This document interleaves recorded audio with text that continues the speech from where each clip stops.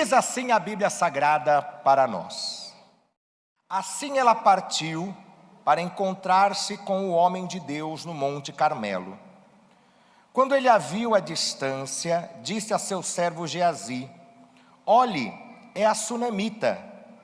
Corra ao seu encontro e pergunte a ela: está tudo bem com você? Tudo bem com o seu marido e com o seu filho? Ela respondeu a Geazi: está tudo bem.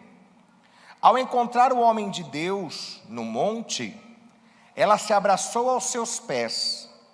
Geazi veio para afastá-la, mas o homem de Deus lhe disse: deixe-a em paz. Ela está muito angustiada, mas o Senhor nada me revelou e escondeu de mim a razão da sua angústia. E disse a mulher: acaso eu te pedi um filho, meu senhor? Não te disse para não me dar falsas esperanças? Então Eliseu disse a Geazi: põe a capa por dentro do cinto, pegue o meu cajado e corra. Se você encontrar alguém, não o cumprimente, e se alguém o cumprimentar, não responda. Quando lá chegar, ponha o meu cajado sobre o rosto do menino. Mas a mãe do menino disse: juro pelo nome do Senhor e por tua vida, que se ficares, não irei. Então ele foi com ela. Geazi chegou primeiro e pôs o cajado sobre o rosto do menino, mas ele não falou nem reagiu. Então Geazi voltou para encontrar-se com Eliseu e lhe disse: o menino não voltou a si.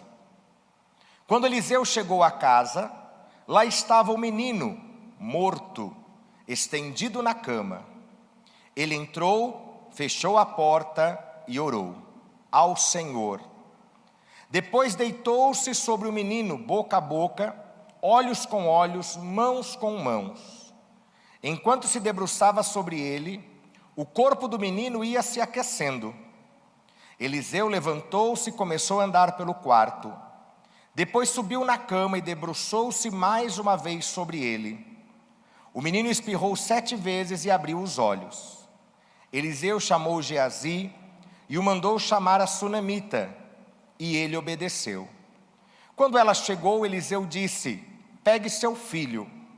Ela entrou, prostrou-se aos seus pés, curvando-se até o chão. Então pegou seu filho e saiu.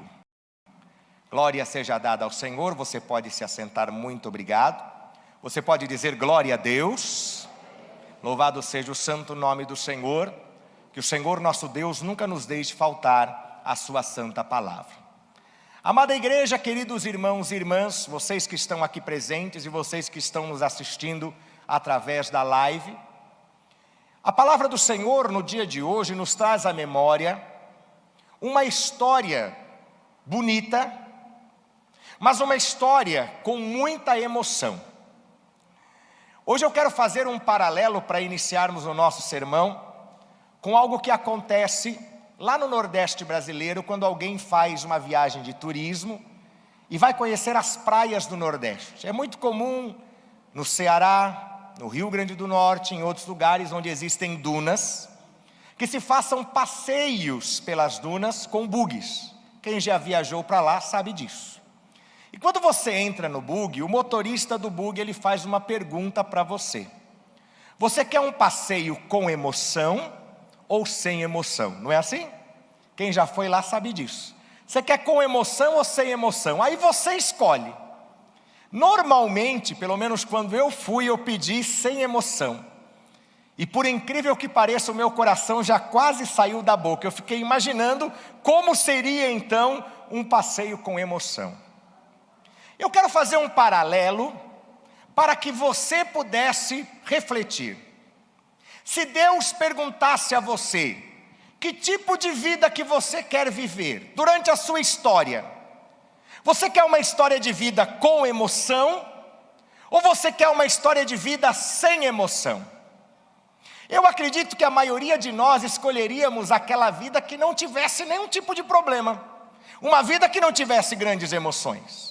Uma vida que não tivesse grandes desafios, que não tivesse grandes situações que nos deixasse preocupados, que não tivéssemos grandes perdas. A gente queria aquela vida assim tranquila, que não tem grandes altos, mas não tem grandes baixos, a gente vai vivendo, está tudo bem.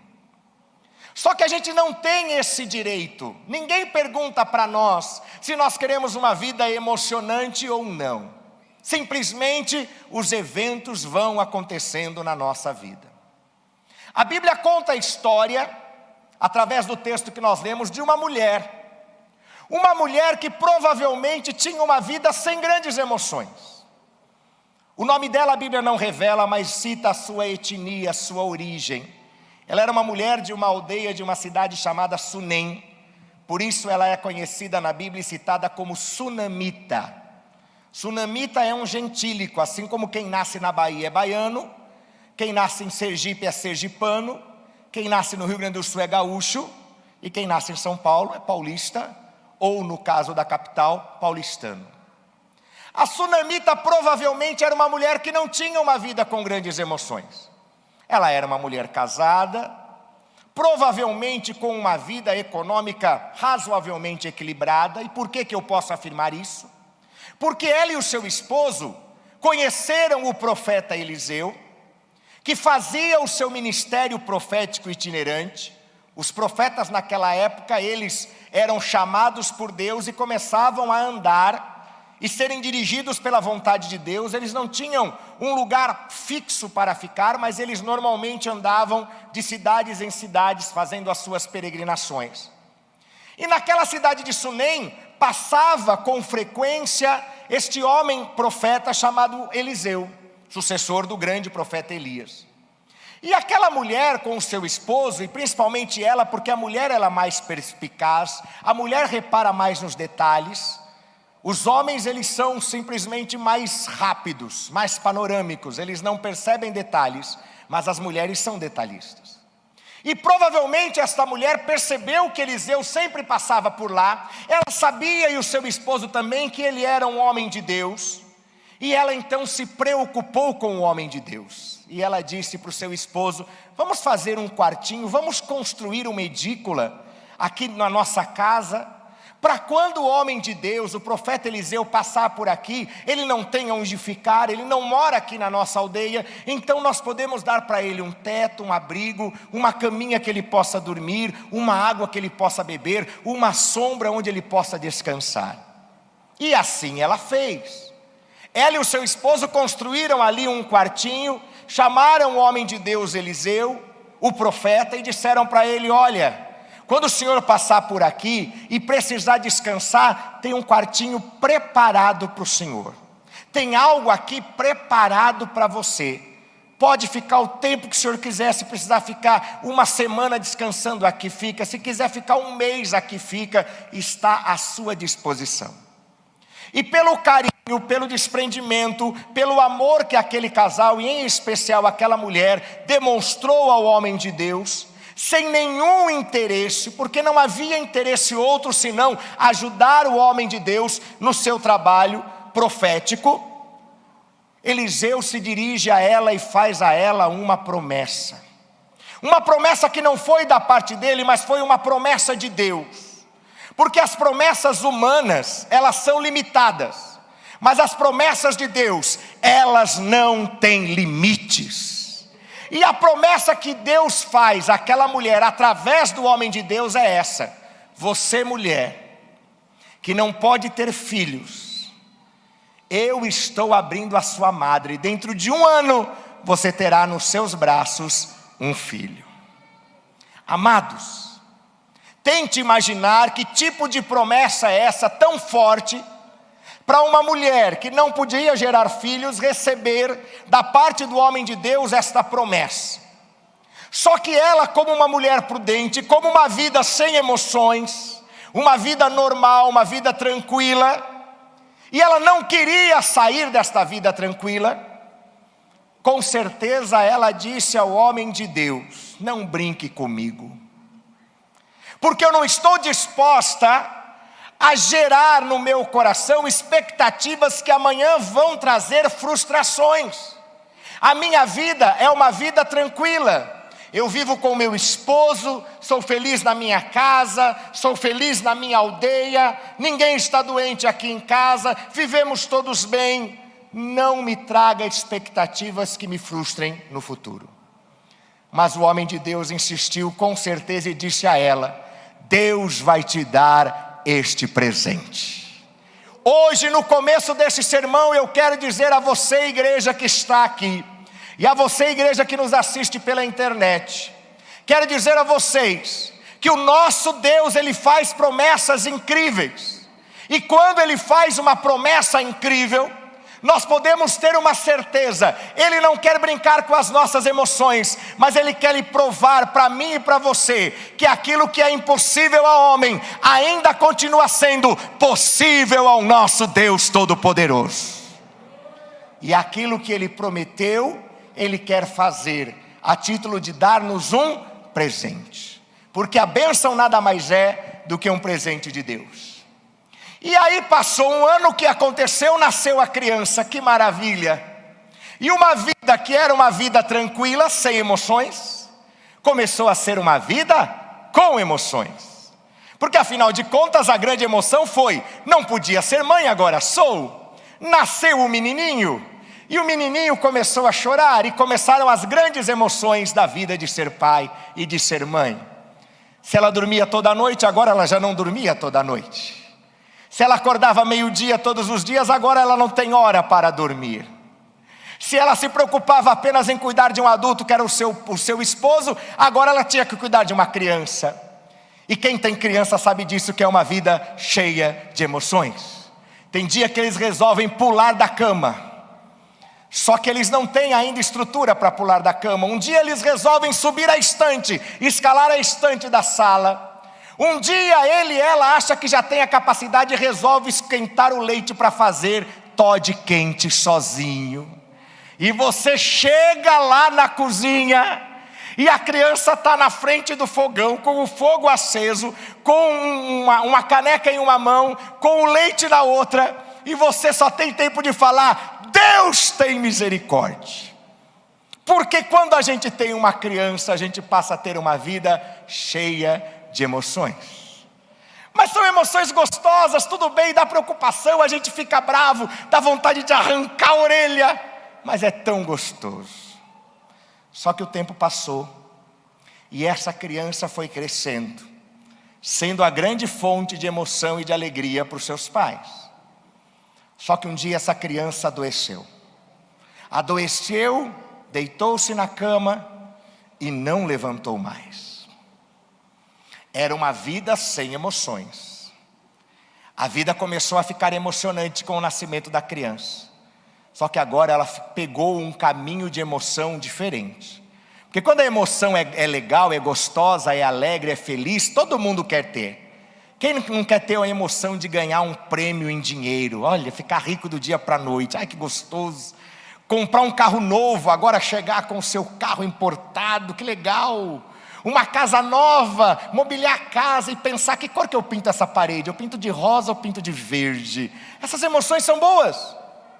Mas as outras emoções também elas acontecem. E a emoção de ver uma pessoa que você ama enferma é aquela emoção que traz tristeza, que traz preocupação, que traz angústia, porque tudo isso também é emoção. Só que essa criança não levantou-se mais.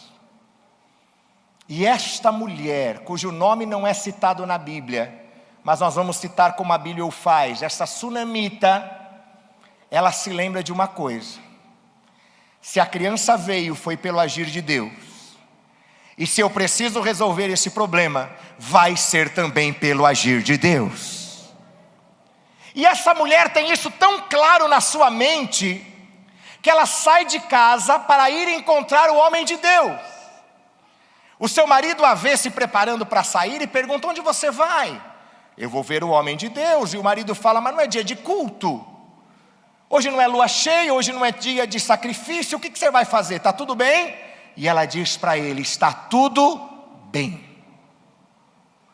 Ela sai, vai em direção ao encontro do homem de Deus, encontra outras pessoas, e aí, como é que está? O que aconteceu? Está tudo bem? Está tudo bem.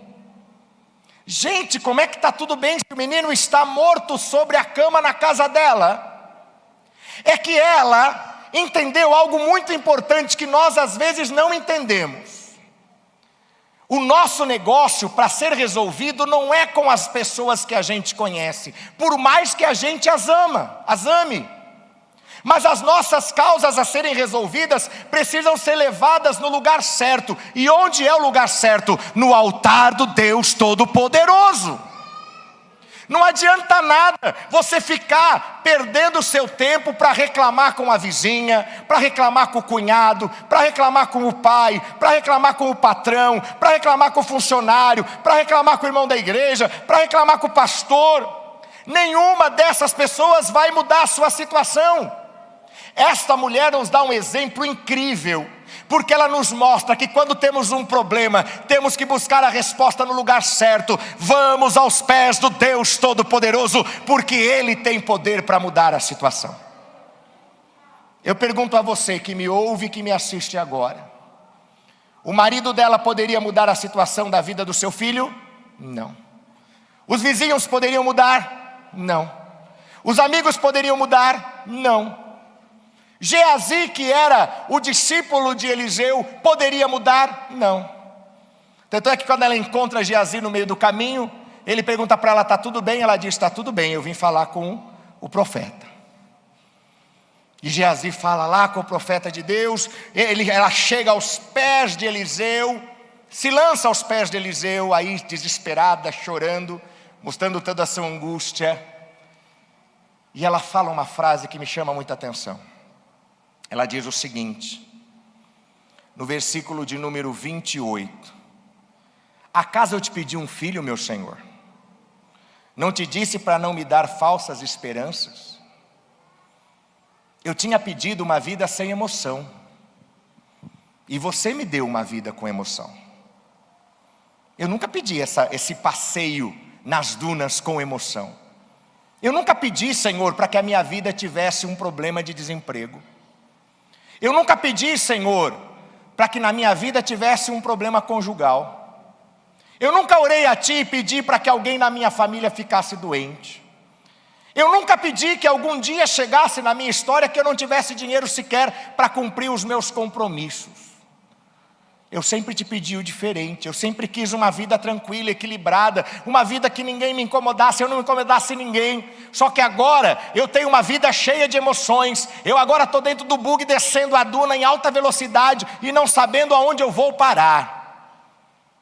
Só que neste momento que a emoção da nossa vida está totalmente fora de controle, estamos numa montanha-russa emocional, uma montanha-russa de problemas e dificuldades, é nesta hora que temos que seguir o exemplo desta mulher, é nos lançarmos, não ao pé do pastor, mas aos pés do Senhor e Salvador Jesus Cristo, e falar: Senhor, agora é contigo. Tu sabes que eu tenho estado na tua presença, tu sabes que eu sou teu servo, tu sabes que eu sou seu filho. E agora eu estou envolvido em todo esse maremoto, esse furacão, essa situação incontrolável. E quando ela fez isso, o homem de Deus falou: Geazi, vai lá, leva o meu cajado lá, coloca sobre o menino. Ela fala: não, eu não quero intermediário. Se você não for comigo, eu não saio daqui. Olha a convicção, gente. Eu acho lindo quando eu leio na Bíblia pessoas que têm convicção. E hoje em dia o que nos falta como homens e mulheres de Deus é esta convicção. Porque vivemos numa sociedade de incertezas. Hoje em dia até os valores já não são mais sólidos, já não são mais definidos. Os valores já não têm mais as suas regras, hoje em dia vale tudo. Hoje em dia tudo é flexível, tudo é negociável, tudo é transitório. Mas eu creio na palavra de Deus porque ela é âncora na vida do cristão. E através dela é que nós temos uma certeza, podemos estar no looping da história da nossa vida, mas nós ainda estamos firmados aos pés do Deus Todo-Poderoso, ao Deus que tem todo o poder nos céus e na terra. E Eliseu vai até a casa daquela mulher, entra naquela edícula, fecha a porta, e começa a orar. Deita-se sobre a criança. E eu acredito que a oração de Eliseu não foi aquela oraçãozinha que a gente faz quando a gente está com muito sono. Como é a oração que você faz quando você está com muito sono antes de dormir? É aquela que você fala: Jesus, obrigado, amém. Ou para comer quando a gente está com muita fome, se é que a gente lembra de orar para comer, né? Esses dias eu estava comendo com algumas pessoas e as pessoas se esqueceram de orar antes de começar a comer, já começaram a comer. E aí eu comecei a orar: Senhor. Quando eu comecei a orar, a pessoa já para com o garfo no meio do caminho. Parou assim, travou. E eu: Senhor Jesus, obrigado por este alimento. Não nos deixe faltar, que tenhamos sempre a Tua graça e a Tua bênção. E perdoa os fulanos porque eles não souberam esperar a oração.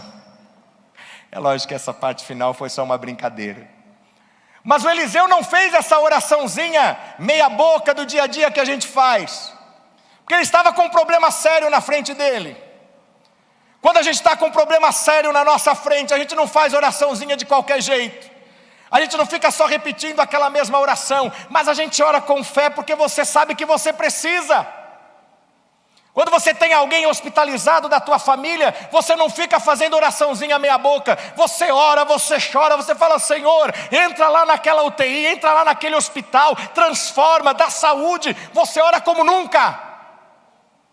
E eu acredito que Eliseu aquele dia estava orando como nunca. Deitou sobre a criança, mas ainda não tinha resolvido. Sabe, amados, tem vezes que a gente vai orar e que a situação não vai se resolver instantaneamente. Que a criança não vai levantar da cama, ela só vai voltar a ter calor, ela só vai estar aquecida. Mas isso não é prova de Deus para que a gente desista. Mas isso é para a gente perceber que para nós seres humanos o Senhor deixou uma regra: pedi, insista, confie, ore sem cessar, porque Ele, o Senhor Deus, vai começar a agir na nossa história. Vai fazer com que aquele corpo inerte comece pelo menos a ter calor. E ele se levanta, começa a andar ali dentro do quarto e começa a orar, começa a orar. E mais uma vez ele se deita sobre a criança e de repente a criança se reanima. Ela espirra 7 vezes. Por que ela espirrou 7 vezes? Eu não faço a menor ideia. Não vamos ficar criando na Bíblia algumas teorias que não têm o menor sentido. Ela espirrou 7 vezes porque 7 é o número da perfeição de Deus, que Deus tem 7 espíritos, existem 7 céus, e são 7 cores do arco-íris, e tem 7 dias da criação, então por isso que ela espirrou 7 vezes. Eu não sei. Eu só sei de uma coisa: a criança espirrou, a criança abriu os olhos, e ela se levantou para a glória do Senhor Todo-Poderoso. Irmãos, eu não sei quantas vezes vai ser necessário que haja um espirro de vitória na tua vida. E talvez seja uma, sejam 2, sejam 3, 4, 5, 6, 7. Mas uma coisa eu sei: aquele que insiste e permanece em fé na presença do Senhor Jesus, o Senhor levanta do leito, o Senhor faz milagre, o Senhor abre as portas, o Senhor tira a água da rocha, e o Senhor faz o impossível acontecer. A criança se levantou.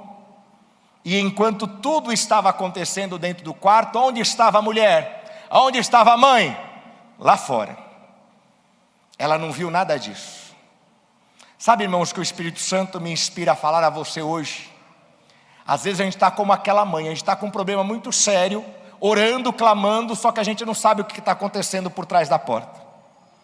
Eu quero dizer para você, pela fé, que por trás dessa porta que você não está vendo o que está acontecendo na casa do seu familiar, você não está vendo o que está acontecendo na empresa, você não está vendo o que está acontecendo em outros lugares onde você precisa de uma resposta de Deus, mas eu garanto em nome de Jesus que Deus já está tomando as providências necessárias.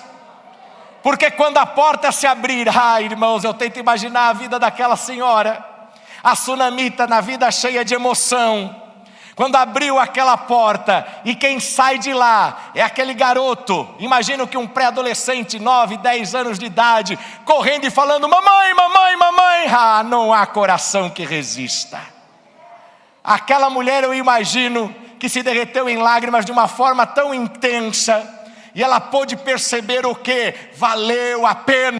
Valeu a pena tudo aquilo que eu enfrentei, saí de casa, tive que falar para as pessoas que estava tudo bem, quando meu coração estava dilacerado, fui até o homem de Deus, ele não queria vir, eu insisti, eu trouxe ele aqui, ele entrou no quarto, eu fiquei aqui fora, pedindo: Deus, tenha misericórdia de mim. Valeu a pena, porque quando a porta se abriu, veio a vitória até os meus braços. Eu quero dizer a você, que está insistindo em fé, que está insistindo em oração, que está insistindo na presença de Deus, está chegando a hora de Deus abrir a porta. E a hora que Ele abrir a porta, vai vir em sua direção a vitória. Esta mulher experimentou isso. Eu não sei quantos aqui presentes, quantos que nos assistem na live, estão vivendo uma vida cheia de emoções. E cheia de emoções, muito obrigado, cheia de emoções que você não esperava viver, que você não imaginou que viveria, e muito menos desejou viver essas situações. Eu quero dizer para você, está chegando a hora que Deus vai abrir a porta. Está chegando a hora que, como Eliseu abriu a porta daquela edícula e saiu com a criança, você vai ver Deus abrir a porta e a resposta chegando na tua vida em nome de Jesus. Confia. Espera, aguarda, deposite a sua fé, não desanime. Não é com os teus vizinhos, não é com as pessoas que você gosta, não é com os seus amigos que você vai resolver o seu problema. Não é assim. Você pode buscar ajuda, lógico que pode, naqueles que você confia, mas eles não vão mudar a sua história. Quem muda a nossa história é o nosso Deus Todo-Poderoso. E em nome de Jesus eu quero pronunciar sobre a tua vida, que está chegando a hora que Deus vai abrir a porta. E quando a porta abrir, vai vir em sua direção a resposta. Vale a pena permanecer, vale a pena confiar, e vale a pena saber que mesmo numa vida cheia de emoções, quando estamos aos pés do Senhor, Ele nos sustenta, nos guarda e nos faz chegar a um termo de vitória em nome de Jesus. Que o Senhor te abençoe grandemente, fale ao teu coração de uma forma infinita, e que nós possamos hoje ter esta certeza, vale a pena confiar no nome de Jesus. Aplauda ao Senhor e a palavra de Deus para nós nesta noite.